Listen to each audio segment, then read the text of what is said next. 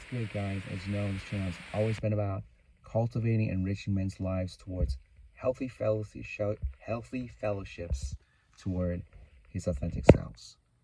And a topic that I want to talk about today is boundaries in friendships, in between friends. And it can be very hard to identify after spending so many years of convenient friendships from middle school to high school and to college. But after that, it can be very hard to identify, and I'll tell you why. Because obviously, from middle school to high school to college, those friendships were a convenience because you guys are surrounding yourself with each other so often that there is often not much talk about boundaries in friendships.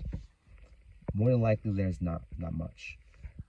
But oftentimes we actionize and execute it in ways that we're not self-aware about it. Now I'm telling you, we have to be self-aware about it. After graduating from college, and everyone has gone either back to state, go home, cross countries, going outside the country, come back, wherever. Part of the difficulty of navigating this post-life graduate life and really sustaining a friendship, that difficulty lies in identifying the boundaries, because boundaries are important, and boundaries is a matter of respect. And I know for guys, respect means a lot, like a lot. Respect is the basis of I would say, is the primary foundation amongst friendships. It is. And part of that, you're going to have to ask yourself, well, okay, how do you want to be treated? Yes, are you even yourself the friend that you yourself would even want? I'm sorry, that is a brutal honesty that I have to ask you guys, that trying to sustain the friendships and create, if not creating new ones, well, you can keep trying, but you're going to have to do some deep thinking too. And part of that includes understanding the boundaries, being so self-aware of those boundaries. For example, respecting your friend's time. I know it sounds like a no-brainer, but I have to say it. Well, I remember a long time ago, I have a group of friends that I hang out with from high school to college, right? And they're often notorious for not showing on time whatsoever.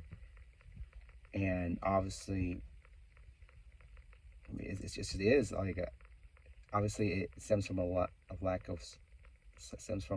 some lack of insecurities. But the main thing is, like, I remember everyone on campus knew that we were notorious for not showing up on time. All you can see is guys like probably an hour later to this event, right? Well, yeah, that's not gonna fly no more for me, because I can't just show up late every single time, because I look at myself and I want to say that yeah, that's not me.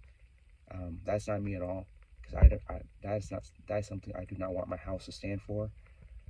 That is something that that is something I do not want to be remembered for. So that's my personal little backstory that I want to add to this topic. And which goes to show that, hey, you're going to be surrounded by people who are very, very competent, who are very determined, and they value their time. If you want, these are healthy friendships. These are, because that means they value the friendships very seriously. And with that being said, now it's time to get to work. All right, that's it. That's the topic I want to bring today. Boundaries amongst friendship. One of the components to creating a healthy friendships.